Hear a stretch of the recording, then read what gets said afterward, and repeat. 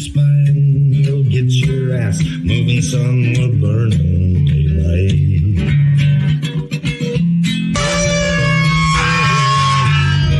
Howdy there, I'm Matt McKinley and we're burning daylight. In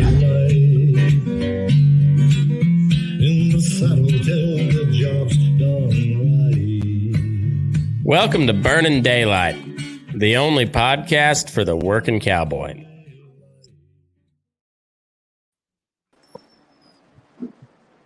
Well, welcome back, Daylight Burners. How the hell's it going?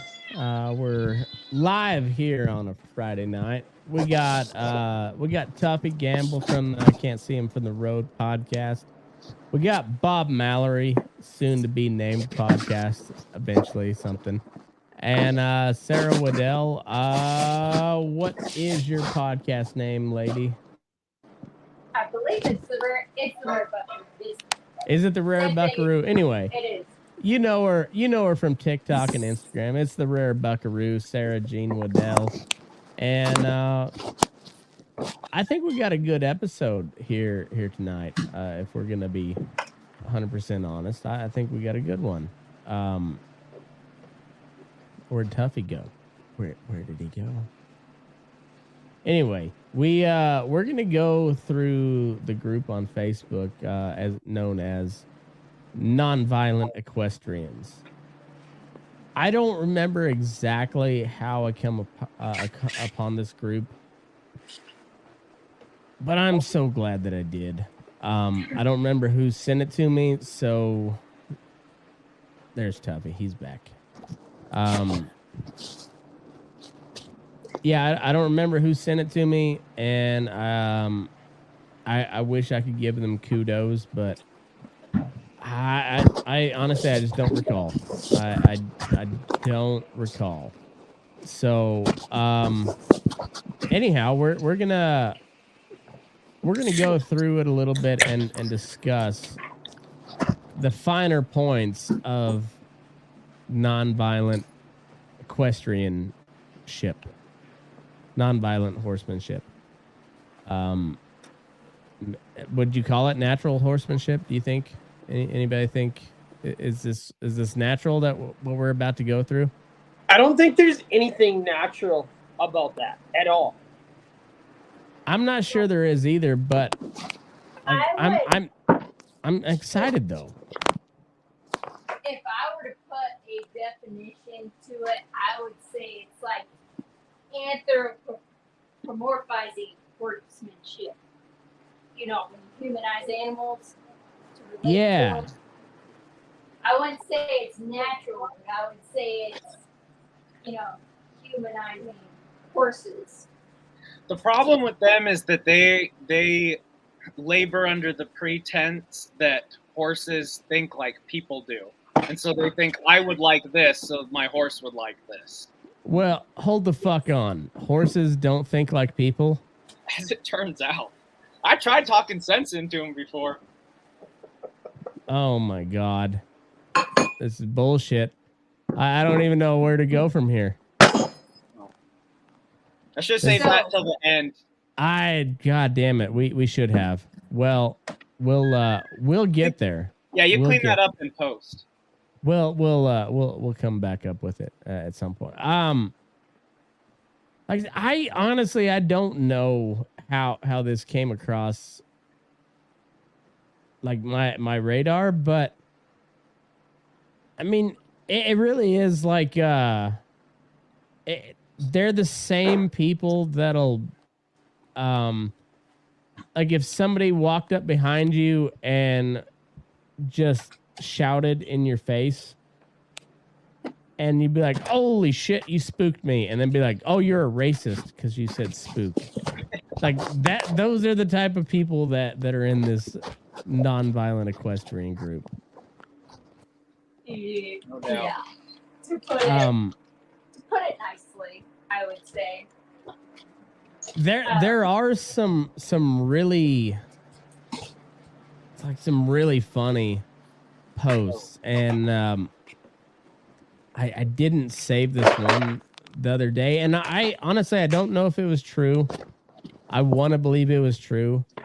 I also want to say she was she might have been just trolling us, but there was a post the other day that this gal said that her boyfriend was messing around with the calf bander and banded himself, and she needed to know how to get the band off of the little huevos. Oh, And I don't know. What are your thoughts? Thoughts all around. that's I'm gotta be open. troll.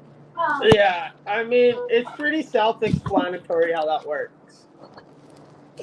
But did the guy actually do it? That's the thing. How could Did he actually do it? I mean, if he did, I mean, I I need kind to of feel sorry for him.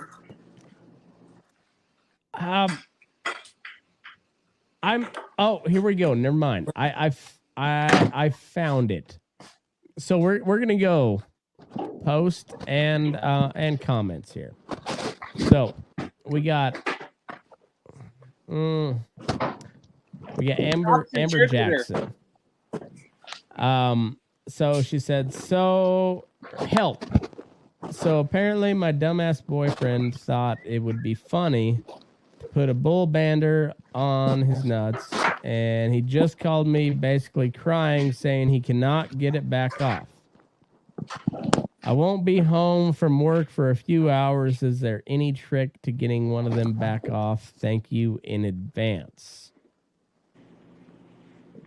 Congrats on your new gelding. That's hilarious. You know what they say? A dead stud makes a great gelding. Oh, all right. So I'm going to turn this on to all comments, but Rhiannon Bell is winning so far. I would have him go to the ER in case there's any damage or swelling. Hopefully he learned his lesson. Hoof nipper. Hoof nippers.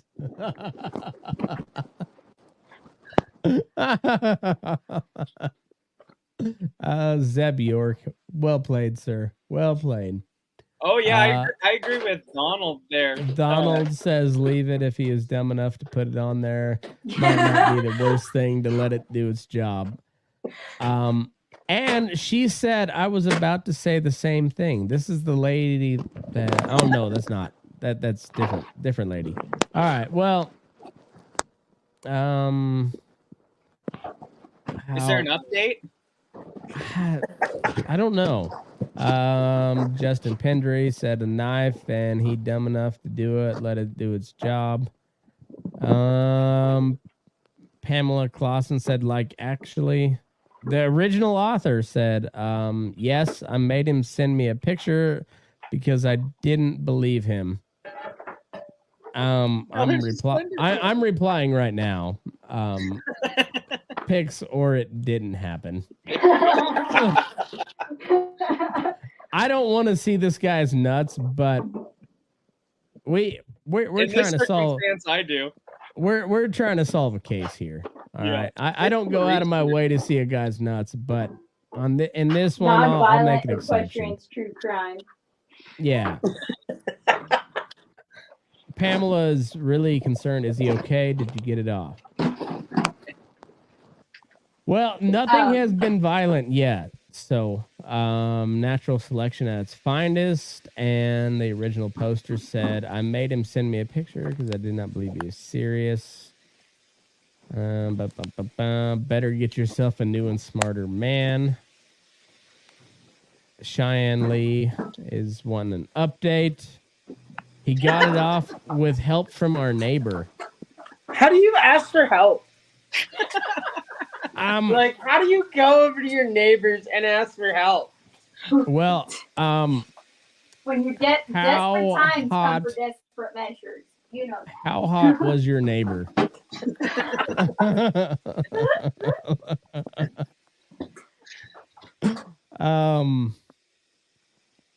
Wendy says unbelievable. If you leave it, he'll probably become more manageable. I mean, this is coming from the admin of the group, and she is a she's a goddamn retard, but she's right on that point. He will become more manageable if you leave it on. Funniest shit I've seen in a while. I agree. You're fucking joking. I don't know if they are, Quentin. I don't know. Literally speechless. No, you're not, because you spoke. So, Diana Young is a group expert. That's what I love. ER immediately. Glad he's okay. You have a good night. Diana and I have gone a couple of rounds. Oh, please do educate us on how this went. So I found out about the group originally on TikTok. Someone who I was following on TikTok posted a video talking about how she was featured in this group she wasn't even riding in a spade bit. She literally just posted a video of the spade bit and it went absolutely batshit crazy. And so I was like, me being me, I'm like, I'm going to go join that group. And I immediately wrote up a post on Facebook and shared it to the group about spade bit.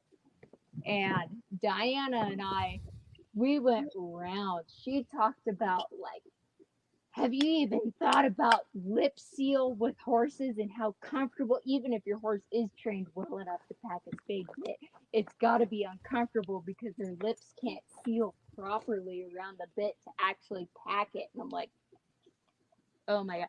There's been a few times Diana and I have gone, and Chuck, if you haven't heard of Chuck. I don't know Chuck, I guess. Chuck Mitzoff. That dude, like, you think that the group leader, Becca, I honestly believe that, because Becca has last time I saw, which I checked a couple months ago, I haven't been in that group recently, kind of checking things out. But Chuck, I wholeheartedly believe, because Becca has at least 7 Facebook accounts, and they're all no shit. Admins. No oh, shit. Wow. And they're all admins of that group. She has one under. She has 3 Becca accounts. She has Democracy. And then she has one under each of her horses, under her horses' names. Oh, wow. I'm not joking. Like, when I got in that group and I started stirring up stirring the pot, and then I kind of realized how, like, crazy this woman could be, I had to do some serious Facebook digging to make sure that I blocked all of her accounts, because I'm like, I don't want this woman doing some deep internet dive research and, like, trying to blast my name. Because she's got quite a few people that are, like, behind her. Oh, all right. So Sarah, you gotta apologize to your husband for me in advance, but how many times do you think this chick has masturbated at Disneyland? At least 7. I mean, I know.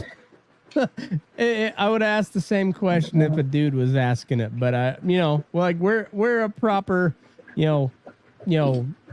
old-fashioned family values show here. So I got to, like, let your husband know I'm asking this for the sake of the conversation. So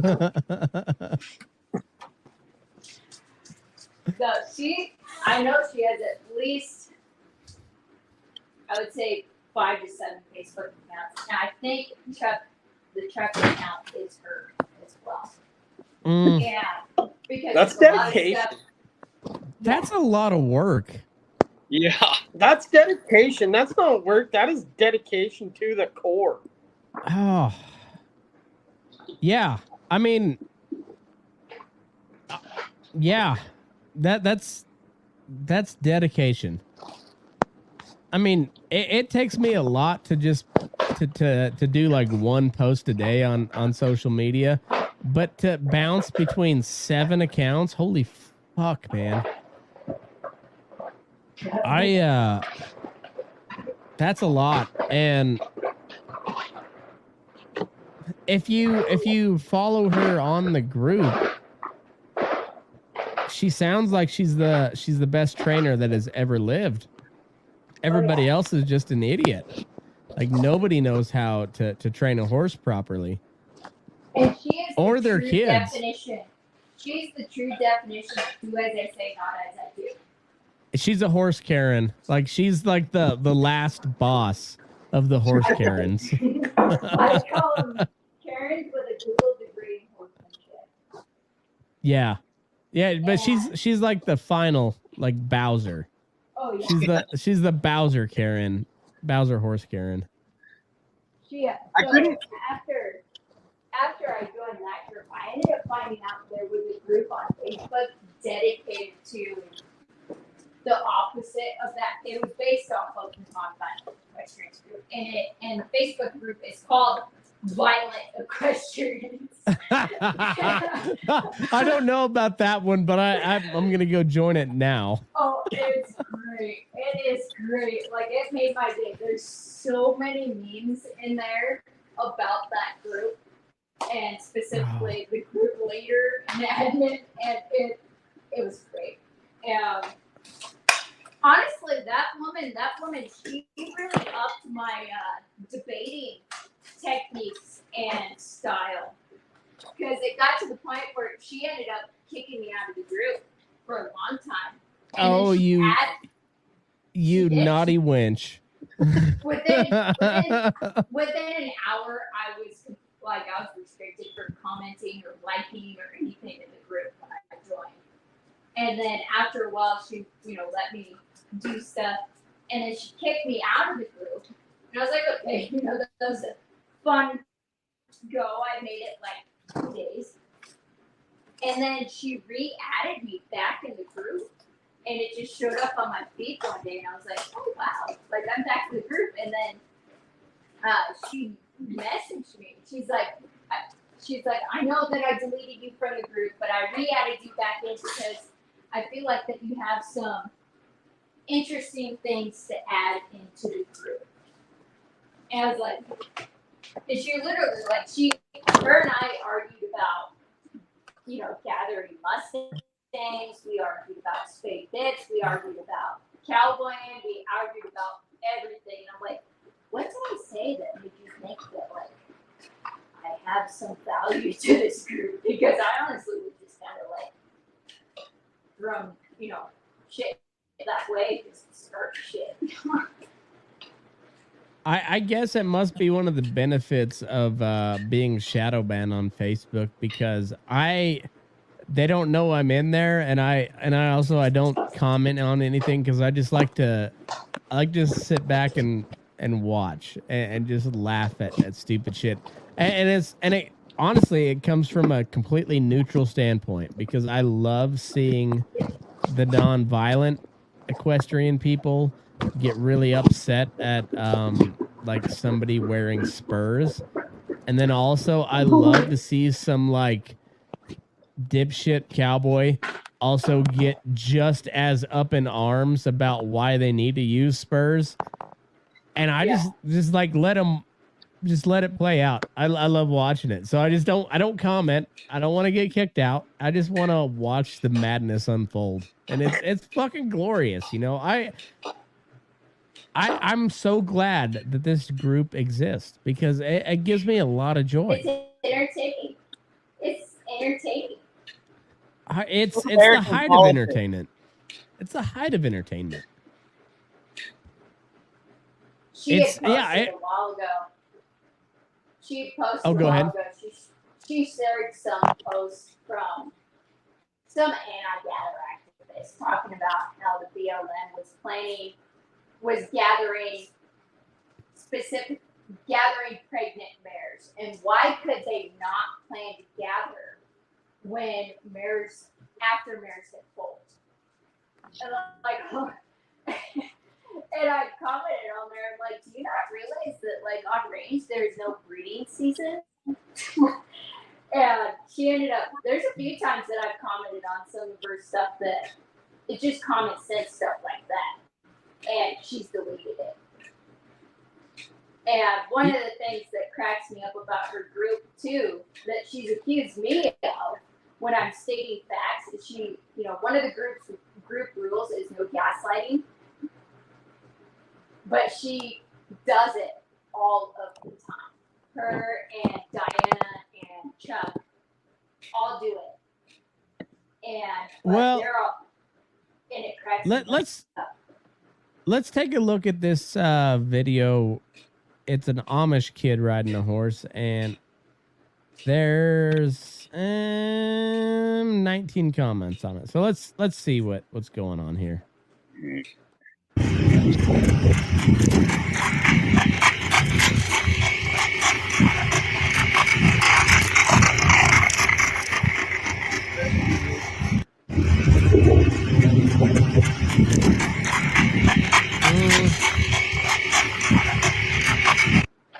All right. The kid sits a horse pretty decent. He's got his reins way back, but I don't know. I don't know exactly what he's trying to do there. All I know is he sits a horse good. And he's not yawing on that horse's face. I don't know what he's trying to do. He's riding that horse like he's driving it. Yeah. Right. Yeah. So, but I don't know what his end goal is, so I'm not gonna. I can't tell from that video what he's trying to do with that horse. But what I can see is his. I won't say he's got soft hands, but he's got controlled hands. Yeah. And he sits a horse just fine. So what he's trying to do, I don't know, but I don't see anything wrong from that video. It is apparently rough riding. Yeah, that's what they said, rough rider. I don't mind the picture of the guy standing on the horse, but this video is so sad. This is not Amish bashing, just rough riding bashing. All right, so play it again.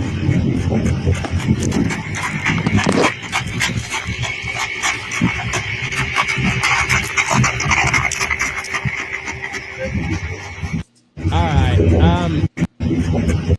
Tuffy, we're kind of idiots. We're just dumb working cowboys. So let's let the trainers explain this for us, and then we'll come in on the back end. That sounds good to me. All right, Bob or Sarah, either one of you want to take the lead here? Are we on what? Trying to figure out what this guy's trying to do? I don't know. Well, from because you work with show horses now, like you train horses for a living, so you're a resident expert. I'm the resident brown person in the room. You're the resident like AQHA RH was it rain horse? Yeah. Yeah. So I don't know. Like it's not really pretty. Like I don't. That horse looks pretty tight. Like I probably wouldn't even be on it. But as far as what he's doing, like, I mean, he is kind of pulling it around, but he's not like yanking on him hard or anything. And he is just like I said, he's kind of heavy-handed, but he's just directing him. And like when that horse gives him his feet, he just lets him go. Like, I mean, that's exactly what I'd do with a colt, just maybe a little different. Yeah. I don't know, Sarah. What's your thoughts? I agree. I mean, it looks like he's riding a green horse in that video. It's not anything that's necessarily rough or mean or uncalled for necessarily. This kid riding a colt, and it's. Well, and he's riding it well, I would say. I mean, like, he's sitting the saddle just fine. Yeah, and it looks like it's like I mean, looking at the video, it looks like it's Tennessee Walker or maybe a saddlebred. And something. Honestly, like when I rode saddlebred, like I wasn't that loose when I rode saddlebreds because I knew those saddlebreds when I was showing them. I was, they're not something you necessarily get their head to very often. You know, you gotta keep them under control. And I watching that video, it's not anything that I'd be like, oh my god, that kid doesn't know what he's doing, he's abusing the horse or anything like that. It's just like, well, looks like they got that horse started and it's going pretty good, and it looks like it's ready to go pretty much any direction that you want it to do, especially if it's something, if it is a saddlebred, they got it going pretty good, because the saddlebreds that I rode, you wouldn't be able to do that on them without them flipping over on top of you, because they're pretty flighty and they're light in the front end. Yeah. Well, and the other thing too is like if I could do anything any way that I wanted to do, like I would do it the way these guys tend to do it when they, like, guys who got something to do with these horses. It's like put them in the round pen or the small pen or whatever, and like get them to kind of follow their nose around a little bit in that snaffle bit, and then make sure they're not going to like buck your ass off, and then just like go, you know, like let them figure it out as they go. If they want to run around, let them run around. Just, you know, he can direct that horse well enough. Like he'll get gentle, he'll get broke. Yeah. Tuffy, what's your thoughts? I don't know. He sits a horse pretty well. I mean, pretty well for an Amish, because Amish aren't even allowed to ride horses, really. So he's sitting up there like he's driving a team, right? Yep. That's why his hands are where they are. That's how you would rein in a team. So. Right. There we go. He's just riding the team. You know, I don't see anything wrong with it at all. The horse has definitely been started by somebody, and he's just riding it. He's just up there. Yeah. Well, like I said, he sits a horse pretty well. I mean, right? And you really can't knock him for anything he's doing, because Amish don't ride a horse hardly at all. So, well, I mean, I give also, the guy credit. It's also 12 seconds. And he looks like he's got control of that horse the entire time. Yeah.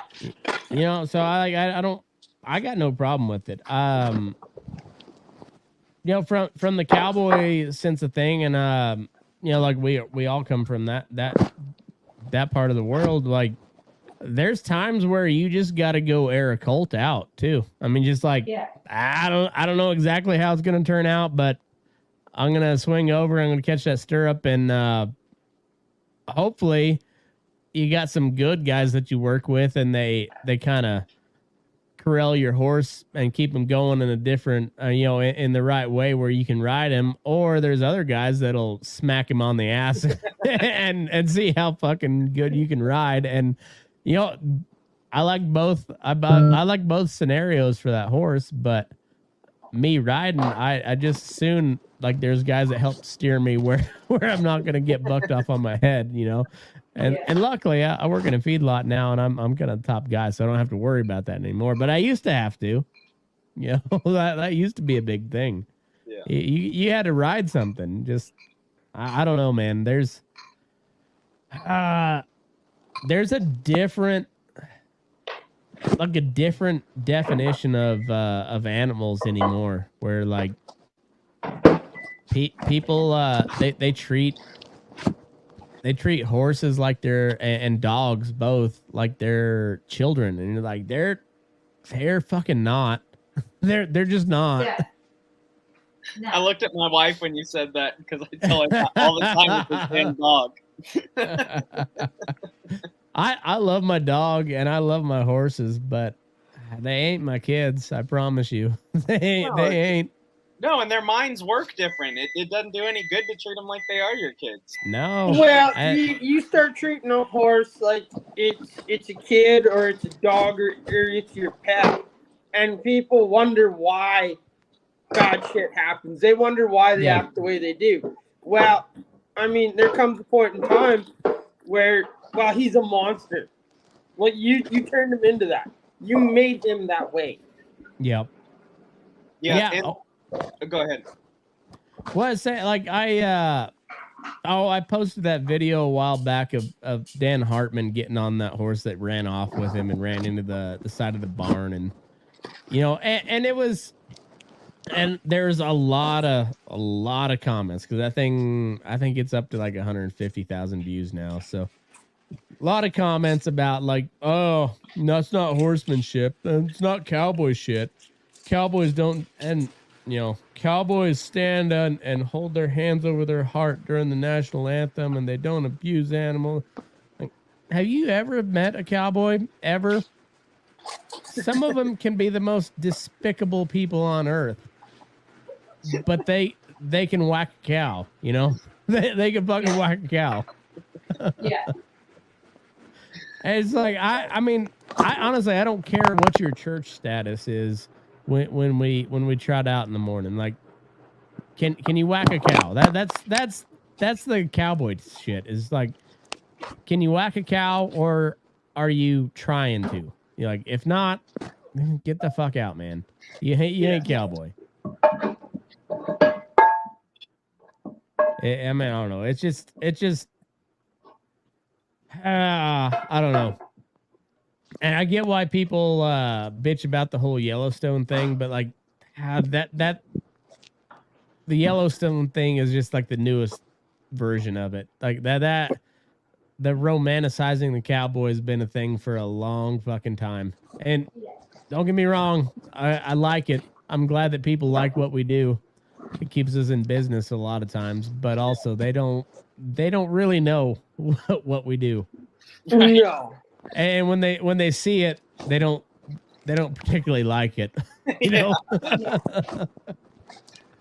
Yeah, but like, I don't know. That's kind of like, I think a lot of the clinics and stuff have been, I mean, they're great, at getting information out there to people and stuff like that, helping people get along with their horses in some cases. But it's kind of, I mean, all the best guys, like, the Dorrances and Ray Hunt and stuff like that, like, there is stuff, they did stuff behind the scenes that, like, was not for public consumption, Yeah. How many times have you heard stories about Pat Pirelli? Oh, yeah. The shit out of a horse behind the scenes. And, like, sometimes you got to do that. Honestly, it's not your kids, like I said. Yeah. You should not beat your kids. What's that, Sarah? Funny, just a little side tip. My coworker at the horse grouse, he went to college with Pat Pirelli. Oh, okay. He was in the same class as him. But sorry, go ahead. I would say, like, you probably should not double over your split reins and beat your kids between the ears with them. Yeah. But a lot of times that's an acceptable response for a horse. And it may be an unpopular opinion, but I think that's an acceptable response for a horse that is 10 times my weight, or roughly, I got a message from somebody just the other day. They were talking about they've gotten a horse that somebody had completely, like, they just made it completely over desensitized to the horse. And it was pushy. It didn't care about anything. It would try to run you over and everything. And they're like, well, what do you think about, like, next time I work it, I get a whip, and when it tries to put its shoulder down and run into me, it starts smacking it across the chest. I was like, do it. I'm like, get your point across. And I said, I guarantee anything that you do to that horse to get your point across is no worse than any boss mare out in the pasture would do to that horse for being pushed. Well, yeah, like if you look at, I mean, you take your main stud in a Mustang band. He's gonna kick the shit out of any other stud there. He's gonna bite his mares on the neck, and he's gonna push him into some place where he can go ahead and get him covered and bred. He's a fucking asshole. Like, horses are assholes. Yeah. But they'll listen to you if you make them, but you have to establish that dominance. There's no, it's same with dogs. You cannot be an effective dog trainer owner if you don't establish dominance over that dog, because otherwise they're just like, oh, this guy is here to feed me, and that's it. And I do whatever the fuck I want. Right. Yeah. Right. I mean, you see, and for the average, like, lay person, some of those methods of establishing dominance seems very brutal if you've never dealt with an 1,100-pound horse. But because like the problem is everybody that's commenting saying this is, that's bad, that's hard on a horse. They've never had to swing a leg over a counterfeit motherfucker. That'll hurt them. No, they haven't. But also, I will say, your general average public is a lot more willing to listen to guys like me and you than they are these nonviolent equestrian types if they hear it. 100%. If they hear it. But it's these nonviolent equestrian types. It's just like on the political spectrum. The loudest voices get the most attention. And these fucking idiots are the ones that they get the most attention because they yell the loudest. Yeah. And guys like us and gals were like, no, you don't know what you're talking about, but we're not screaming it at the top of our lungs either. Yeah. Because they're just like, I don't care. Just whatever. Fucking leave me alone. But eventually they don't leave you alone. And then you have to, And then you're educating a populace that is not educated at all. They're educated the exact opposite way, and they're not going to believe you. So I don't know. There's oh, go ahead, Sarah. Go ahead. The problem with, I think, that group in particular and their, leader is that a lot of these people that follow and they're like, yeah, that's true.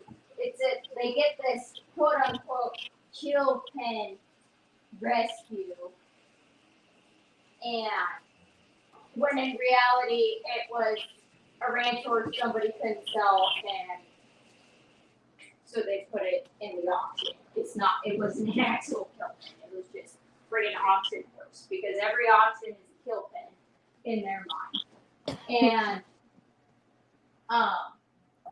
they think because they got this quote unquote rescue horse and they got it and they healed it from its trauma from their training practices, that they're this huge big time trainer, when in reality, I had, somebody could say that about 99% of the horses that I've sold, that it's some rescue horse that was abused ranching and overused and traumatized from the use of spade bits and spurs.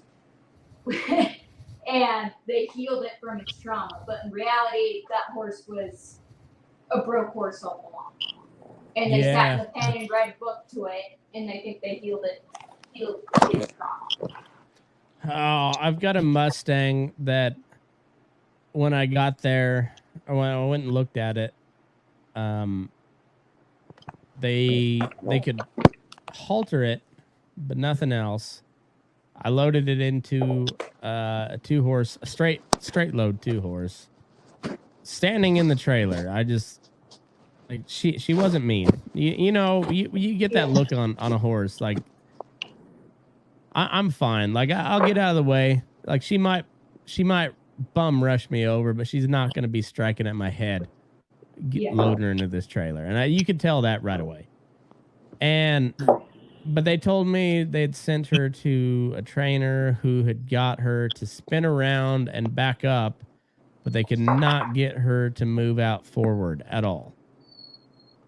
And I was okay.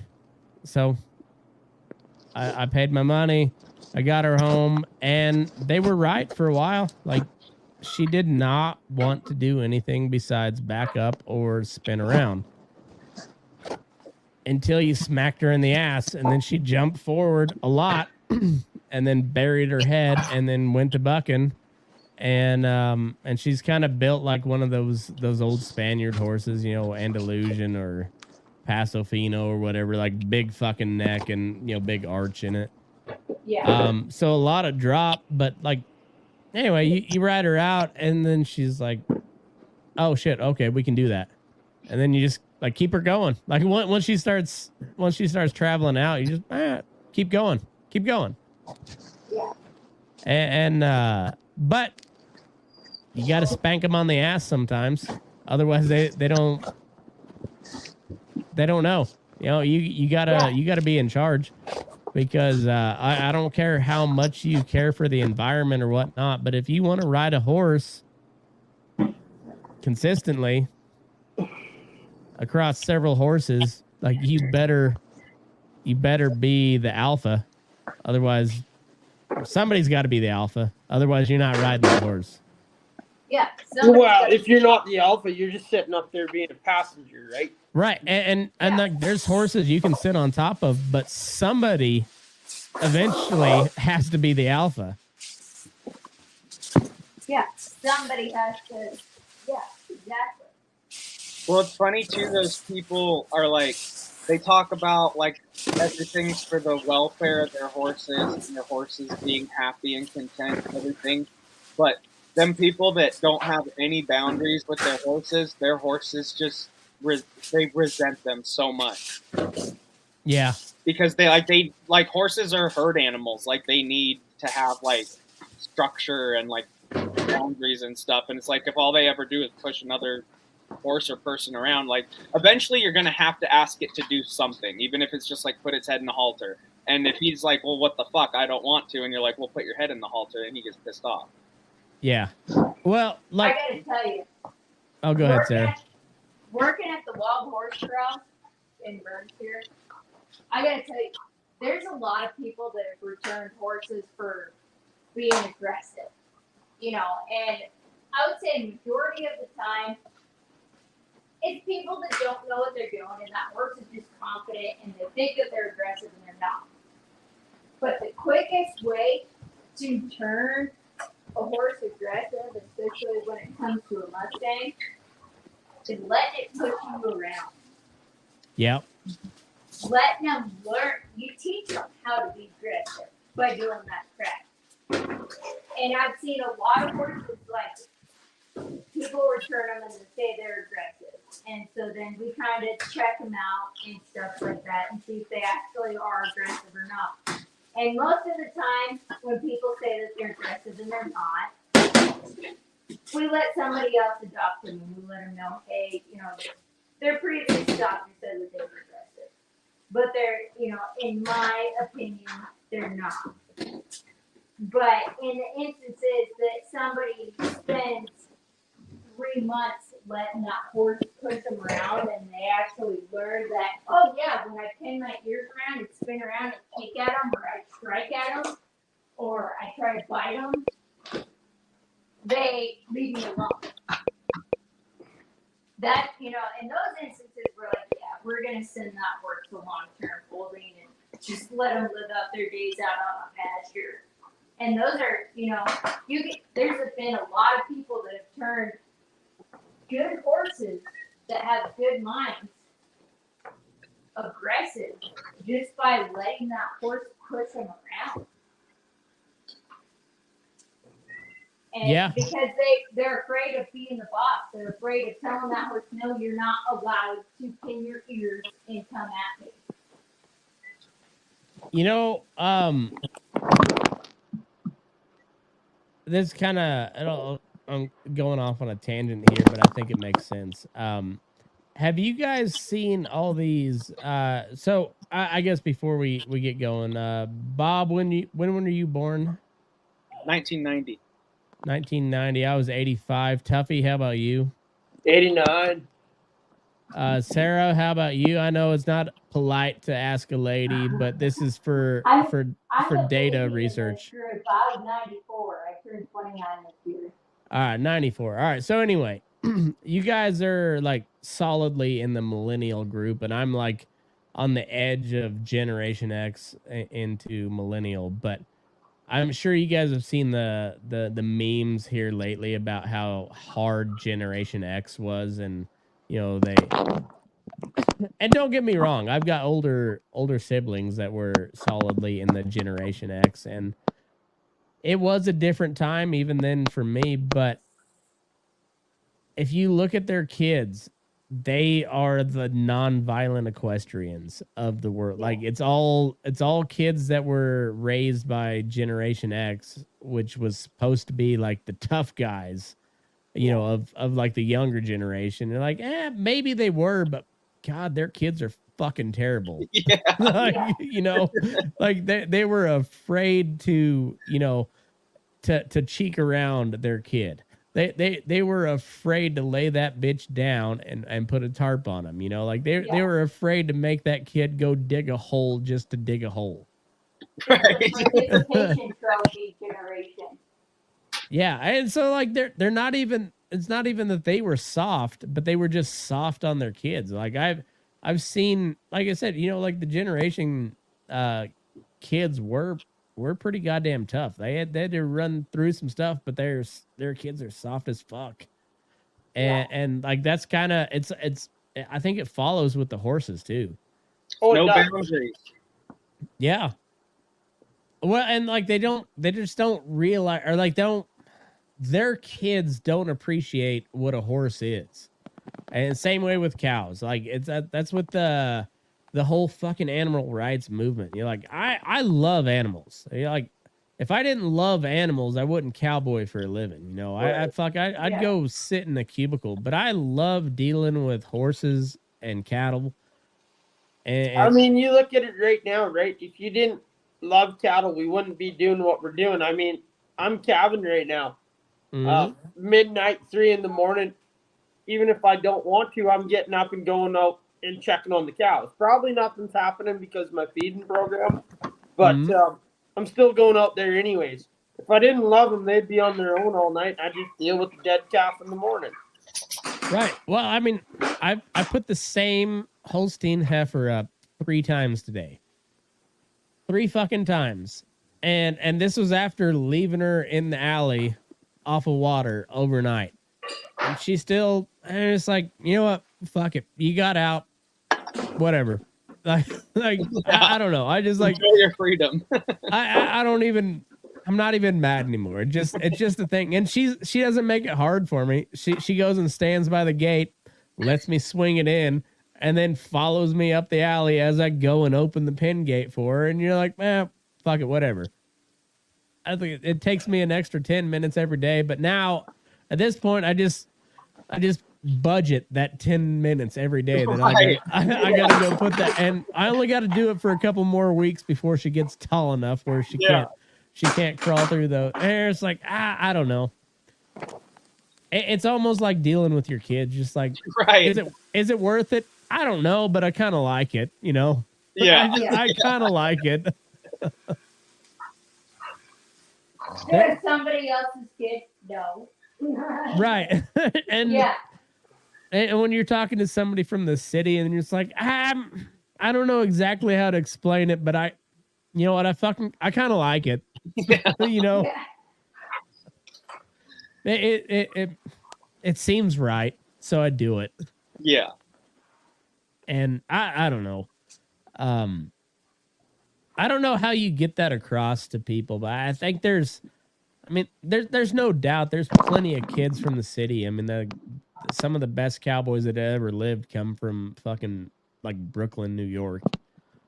And it's just something, it doesn't matter where you were born or raised and how you brought up. It's just like, there's a certain mentality where you're like, same thing, like you were saying, you're like,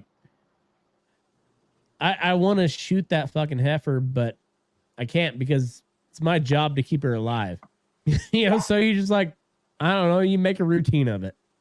Dude, that mentality that you're talking about, I find like with a lot of like cowboys and horse trainers that I know, it's the exact same mentality as most of the Marines that I knew.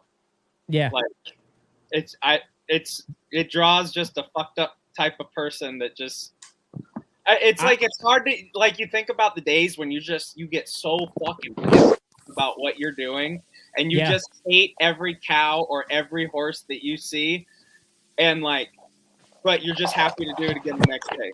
Oh man, every time I see one of those PETA like hate videos, it's always a dairy, it's always a Holstein, and it's always some like little Honduran dude. And it's like, fucking Juan, I know what you mean.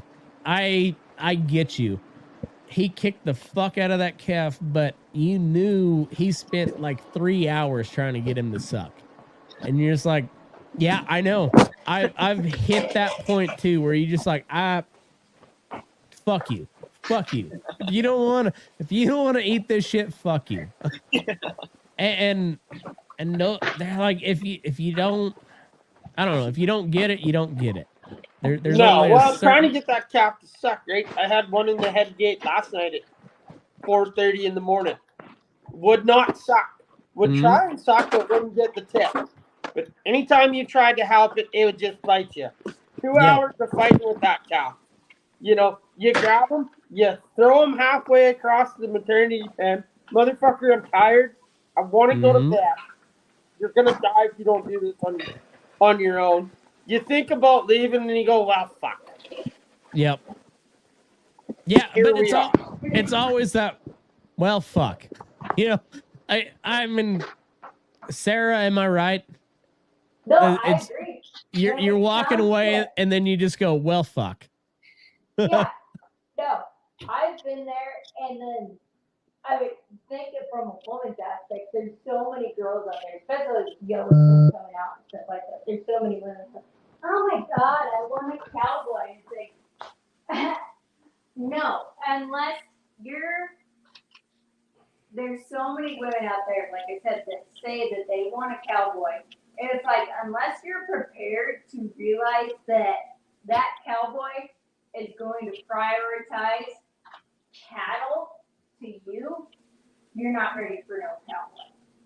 Yeah. Because it's in those instances that you're going to be calling and wanting them to come home, and they're not going to be coming home because that calf's not fucking sucking. Yeah. Well, and also he's pissed when you serve him dinner, but he's not pissed at you. It's just like, motherfucker, I've been trying to get this calf to suck for 3 goddamn hours, and he died on me anyways. Exactly. Yeah, I finally got him to suck, and then he just gave up on life.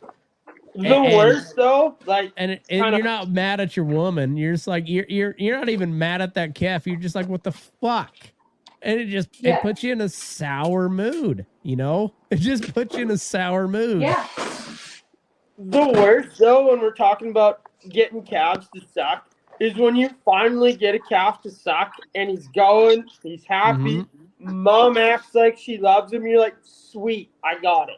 Kick him in the barn for a couple hours. You know, the rest of the night, tomorrow I'll turn him out.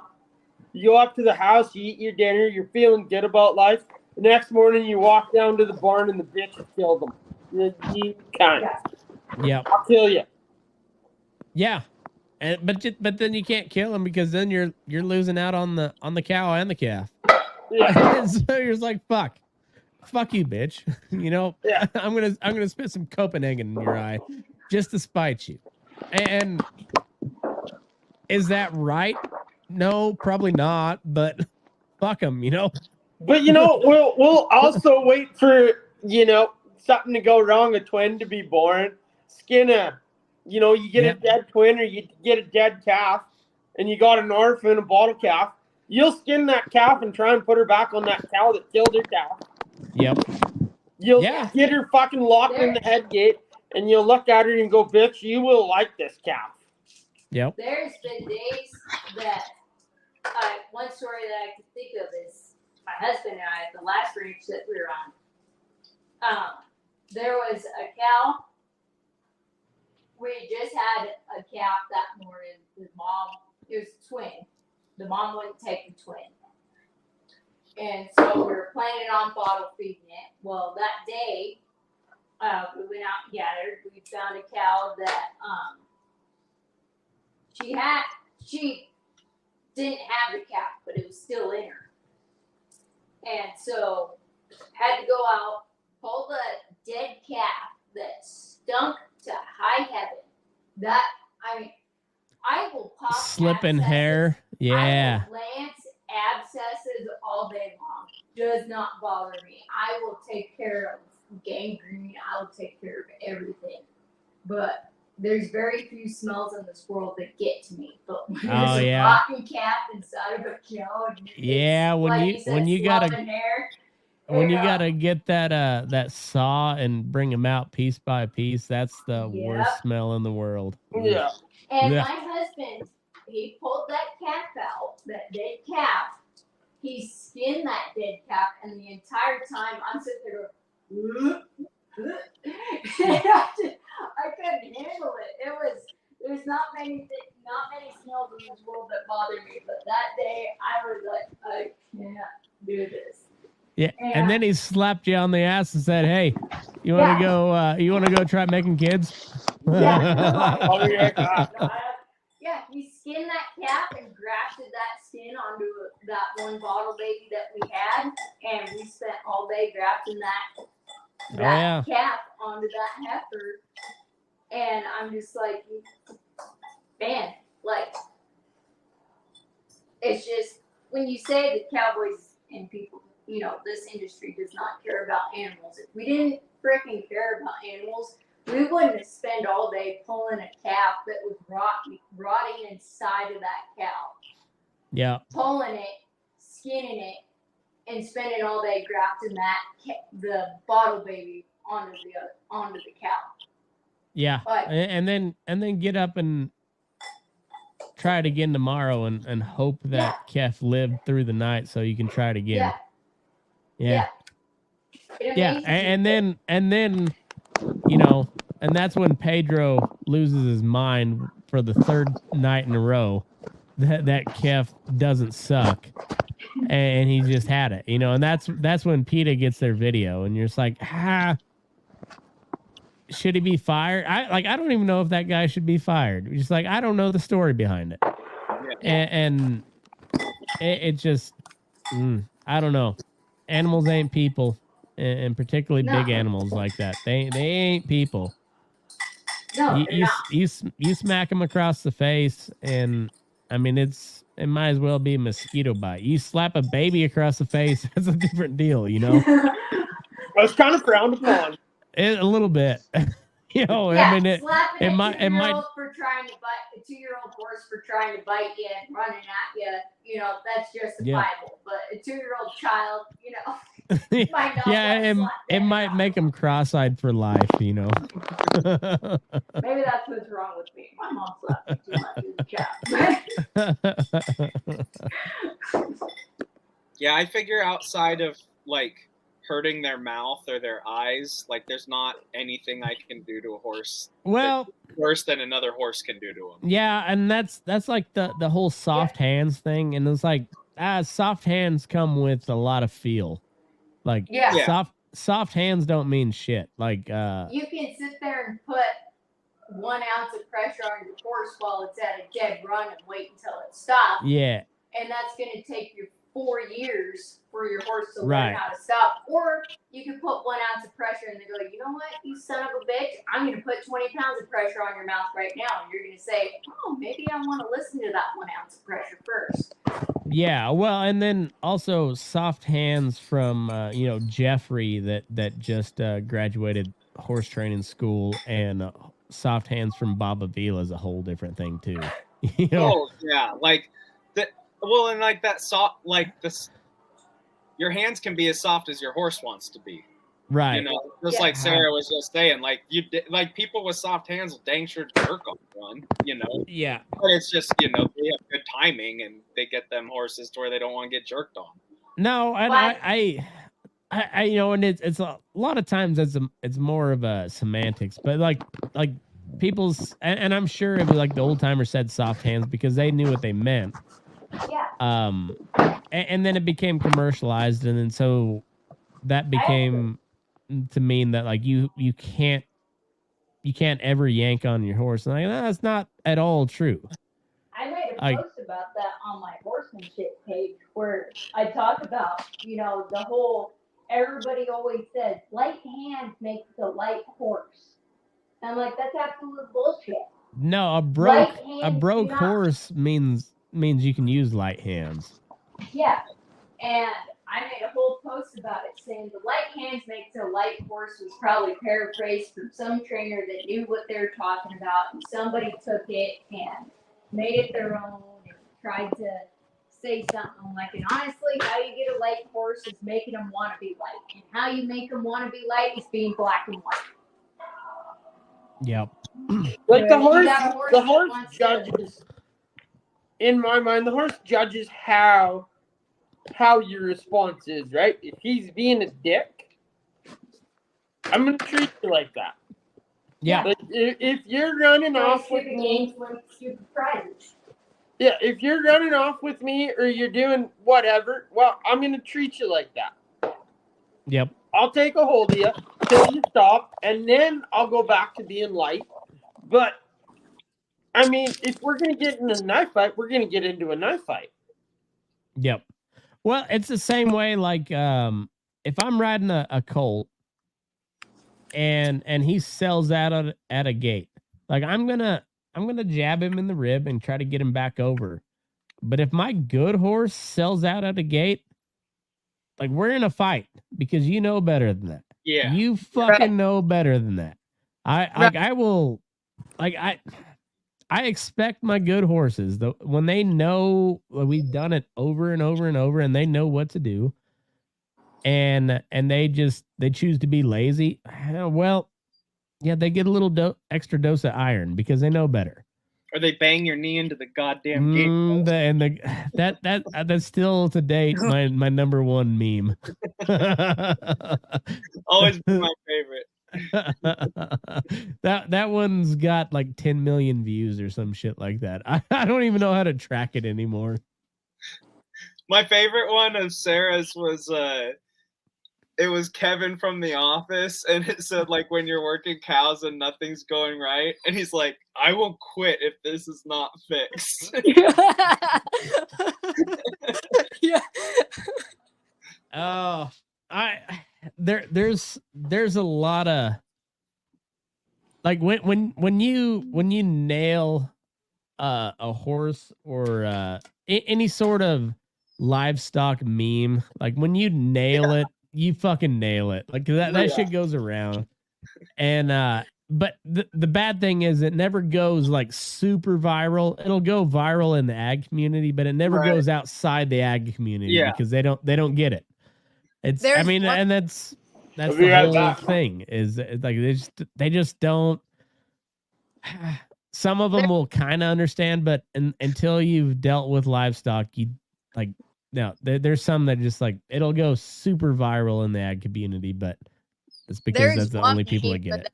Posted a while ago that I actually saw it resurface today. And it said when you take a 2-year-old colt to its first branding, and the clip from How the Grinch Stole Christmas says, out of the way, I have insurance. I love when an old meme resurfaces. Like there, every now and then it'll happen, and it's like that's how you know it was a good one. Yeah. That's how you know. There was a meme I posted last year. You know that picture of Kid Rock walking with his arms like Yep. And it says, when your horse is pawing at the trailer and you've already yelled twice. Yep. I knew it was a good meme because Clinton Anderson stole it and cropped my name out of the box. No shit.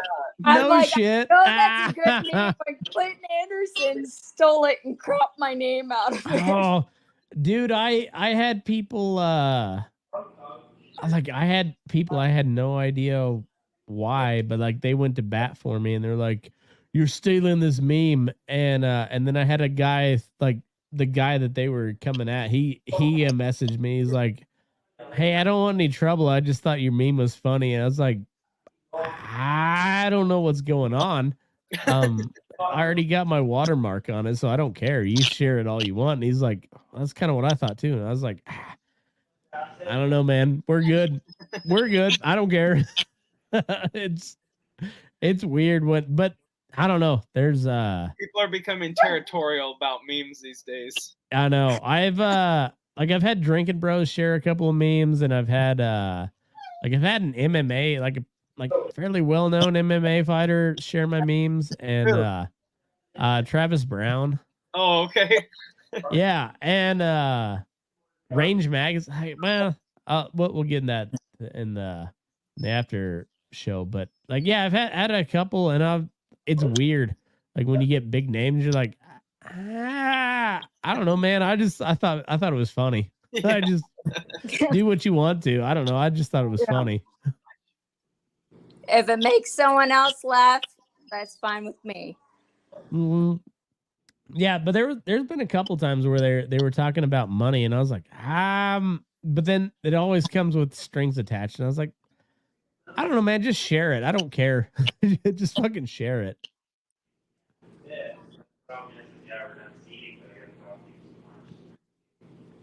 Is Tuffy puking?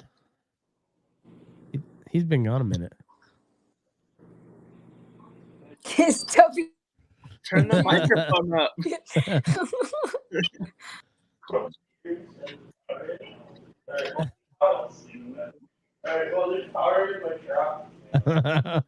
I fucking love Canadians.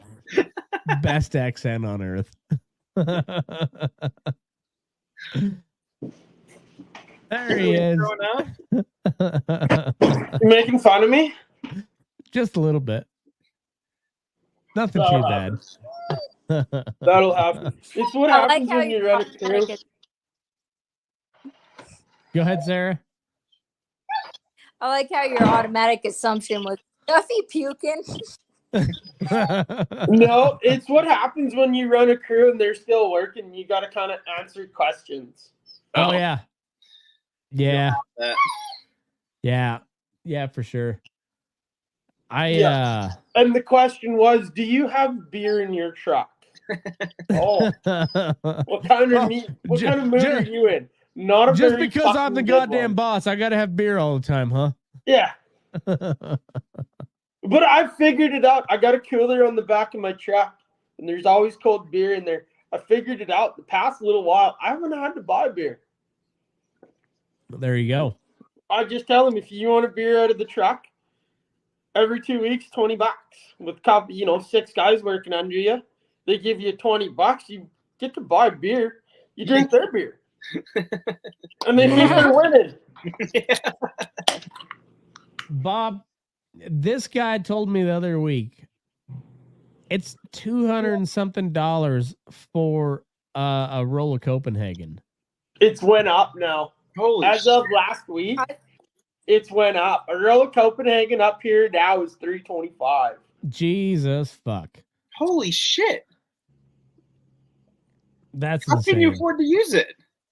Well, see, now the thing is we got 6 trucks that roll down to Nebraska, Kansas every week. Oh, there you go. Out of the feedlot, so get all eastbound and down, loaded up and trucking. Yeah. Man, every one of them brings me back a roll. I had to laugh. The one guy there the other day, he's our newest driver. He's a young guy. He brings me my roll. I give him his money, and I was like, "Hey, Dad, next week, your next run, I'll give you another." He goes, "Wait, you want me to bring you back a roll every time I go down there? What kind of stupid fucking question is this?" Yes. Yes. I live in a communist country. Yes. Yeah, every time. Oh my gosh, that's insane. Yeah, I mean, we made sure when we went on spring break, so we went over into California, and you fill up with fuel, you get everything you might need before you go over into California. because it's like twice Oh the yeah. price over there. Well, funny thing about, like, I just found out about this the other day. One of our drivers, he went to Kansas and hauled a load, and it's an owner company. Not the feedlot doesn't own all the trucks. It's 2 Mhm. guys that own the trucks, and he had a load booked out of California to Alberta with calves. These calves are going to a feedlot in Alberta for whatever reason. I don't know. But he Mhm. rolled into California and he pulled over at a scale, and the scale told him that his truck was too old to be in California, and they denied him going and picking up the load. Already? I Yeah. thought that wasn't supposed to be till 2024. They denied him his load. We had to send one of our drivers with a brand new truck to California to pick this load No up. shit. Yeah. Huh. I think everyone's pretty much just fixing to say, all right, California, you do whatever you want then. Like, have fun. Yeah. Oh man. It's fucking stupid. I mean, Fucking they'll figure it stupid. out pretty quick. All Then right, they so can't get food and shit. the stretch of highway I'm at, if you get fuel in Yerington, it's about, I haven't been in a while, but I'd say like $4.35, somewhere in there for regular. Topaz, which is right on the line with California. It's probably $5.35, and then California is $6 and up pretty much everywhere I've seen. It's fucking Pretty stupid. much. Yeah. Yeah. But You're and in I, we Oregon, went to right? California. We Depends on where. I mean, Oregon is not that much different from California right now, because when my husband and I were down in California not too long ago, went to visit some family, there really wasn't that much of a price increase, and we were in Orange County, California, well, at least Eastern Oregon, I can say. But Nevada's not much different. I mean, it's cheaper than California, but it's still like, I'll talk to my buddies in Colorado or Kansas or Texas or something like that, and yeah, it's expensive. We were down in Galveston last week, and it was $2.98 a gallon for diesel. And then I'd slit a motherfucker's throat for $2.95. We're paying $3.09 a gallon here for diesel right you're the Klondike bar, I'd do some sketchy shit for $2. Fuck yeah, man. I mean, yeah, I'd do some rituals for that type of price. Yeah. No, it's here in Eastern Oregon. I think for regular gas, it's $4.79. Oh yeah, man. Yeah, regular is $4.35. I think last I checked here. The store right down the road's $5 a gallon, which means it's they're always way higher. But like the next like actual gas station is like $4.35, $4.50, somewhere in there. You know, I don't even know what diesel's worth up here right now.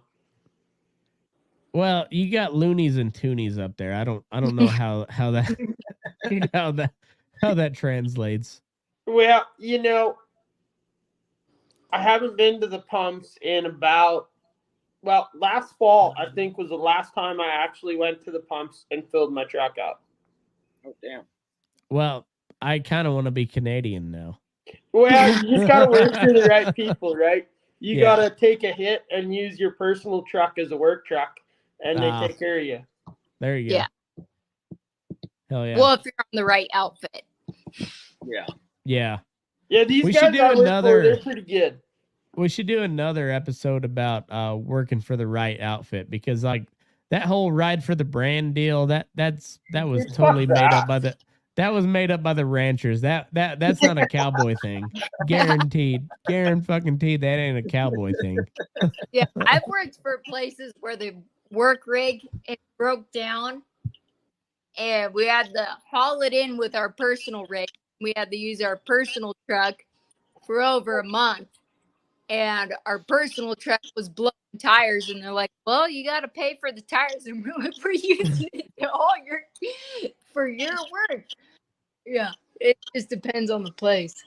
Oh man, there's one time where my personal rig was I forget what I needed. It wasn't something super serious, but it was like I didn't have to replace the motor or anything like that, but it was like a $300 part, but it broke down while I was working for them, and I left it in the middle of the fucking feed alley until they fixed it.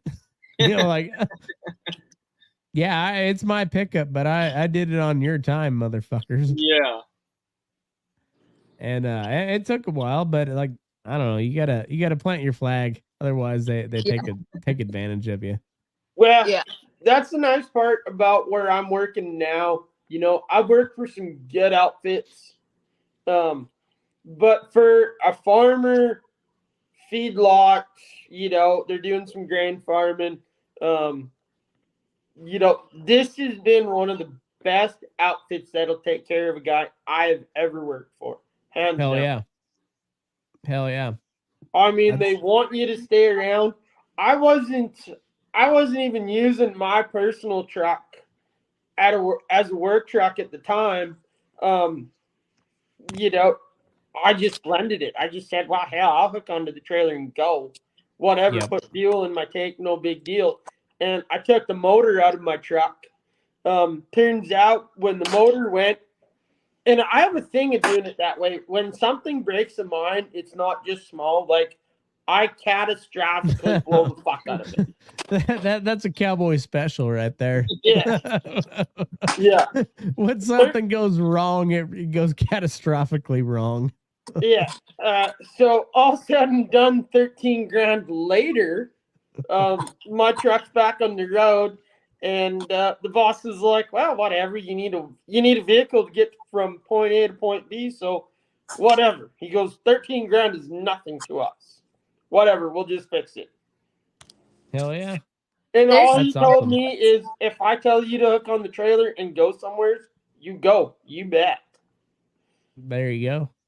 Like I said, one of the places that my husband and I worked, like I said, we used our personal truck, and we're up in some rough country, hauling horses, going to gather cattle and stuff like that. And if we blew a tire, they were like, well, it's your truck, you got to pay for it. It's like, well, your work truck broke down, so we're using ours.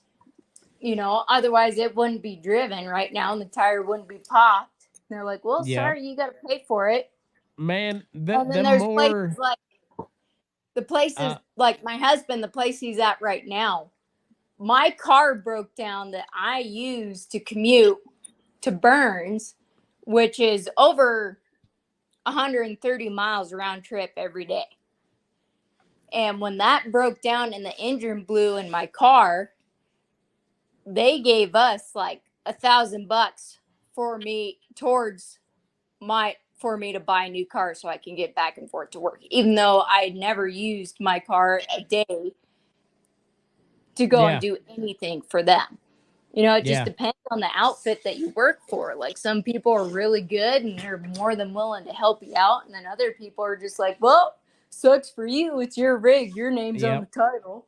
Well, and that's when that's when the community part comes in, and that's one of the cool things about this podcast, Tuffy's podcast, Facebook in general. Like, Facebook has really shrunk the cowboy world, and kind of everybody, if they haven't met him in person, they kind of know everybody, just at least from like 1 or 2 degrees off.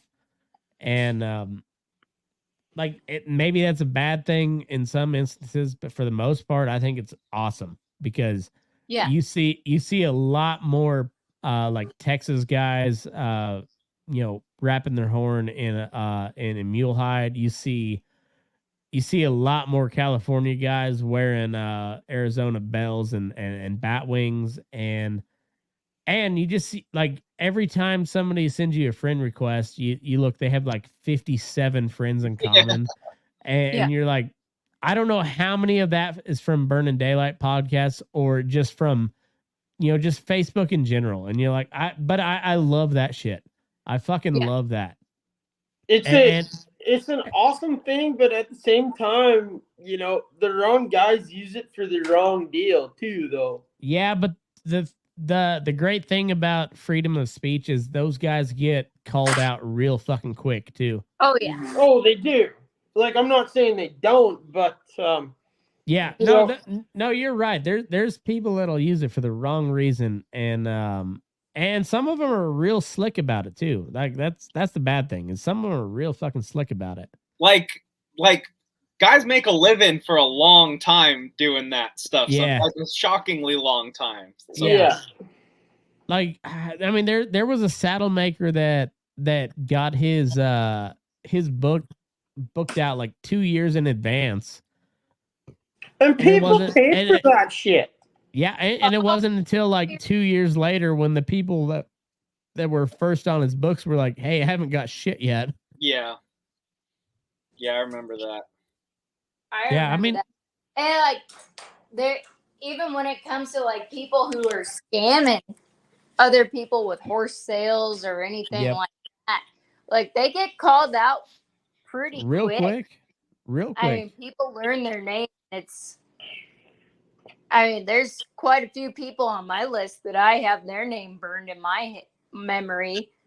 If I see something that comes up on Facebook, and there's people that I've called out on Facebook because I continuously see, like, oh, I bought gear from this person and they never sent it to me, and I'll make a post about them and be like, or I'll comment on there and I'll say, hey, this person's known, and here's a bunch of screenshots from all the people that they've scammed that they've made posts.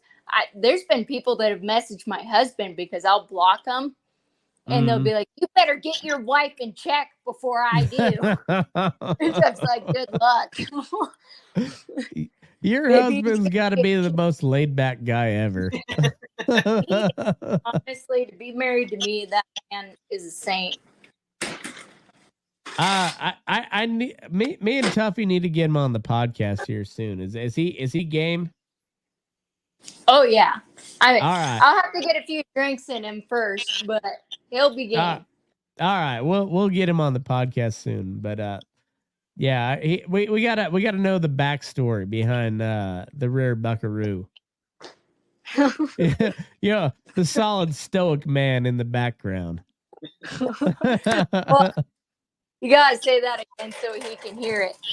I said the solid stoic man in the background.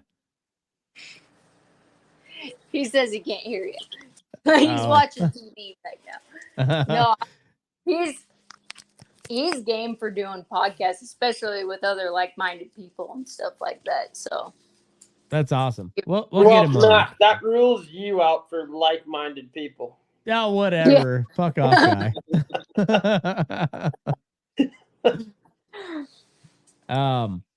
Well, where are we at? We're at a hour and something. You guys got a little bit left in you? I gotta go use the restroom, and then we'll do a little bonus episode if that works for you. You bet. Sure. Yeah. All right, cool. Well, anybody got anything they want to promote?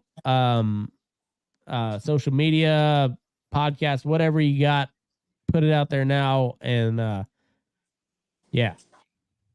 Well, they already know who I am. Oh, who are you? Well, I'm a nobody from Manitoba that lives in the fucking cold. The damn.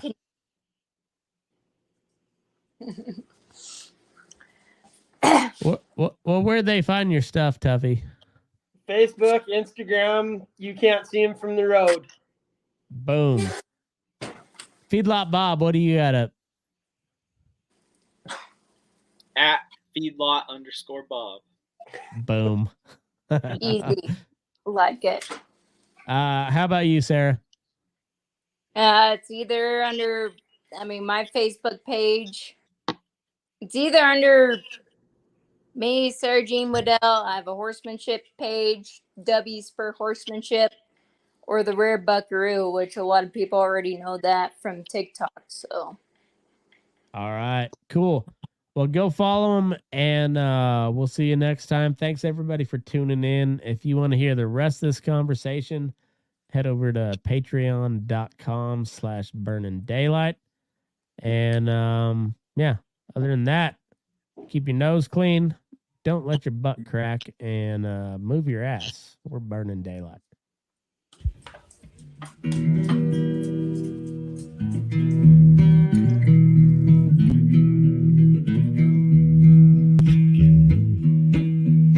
Your eyes up in the morning, beneath the stars so bright. Pull your hat down, make sure your cinch is tight.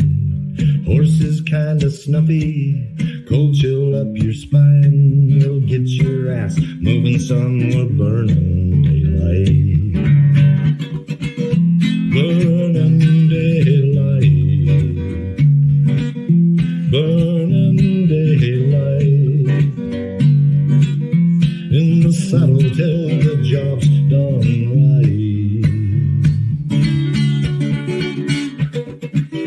Burning daylight.